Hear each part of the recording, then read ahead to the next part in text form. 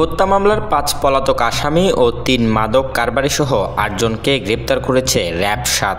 অভিযানে প্রায় ৪.৫ লাখ টাকা বাজার মূল্যের ২৭ কেজি গাঁজা ও ১৫৫ পিস ইয়াবা উদ্ধার করা হয়েছে। বুধবার সকালে এক সংবাদ বিজ্ঞপ্তিতে এ তথ্য জানান র্যাব ৭-এর সিনিয়র সহকারী পরিচালক ARM মোজাফফর হোসেন।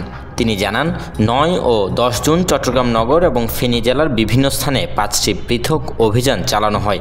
এতে ৫ জন পলাতক হত্যা মামলার আসামিকে গ্রেপ্তার করা হয়েছে। গ্রেপ্তারকৃতদের মধ্যে রয়েছে বিএনপি নেতা মীর আরমান হোসেন, হত্যা মামলার সন্দেহভাজন মোহাম্মদ সাকিব, লালমনিরহাট জেলার একটি হত্যা মামলার প্রধান আসামি মোসাম্মদ মনসুর আক্তার মনি ও মোসাম্মদ মাহফুজ আক্তার চাঁদনী। এছাড়া বরগুনা জেলার হত্যা মামলার আসামি মোহাম্মদ হানিফ শিকদার, নোয়াখালী জেলার একটি হত্যা মামলার ওয়ারেন্টভুক্ত পলাতক আসামি মোহাম্মদ রফিক উদ্দিনকে গ্রেপ্তার করা হয়েছে ফেনী জেলা থেকে।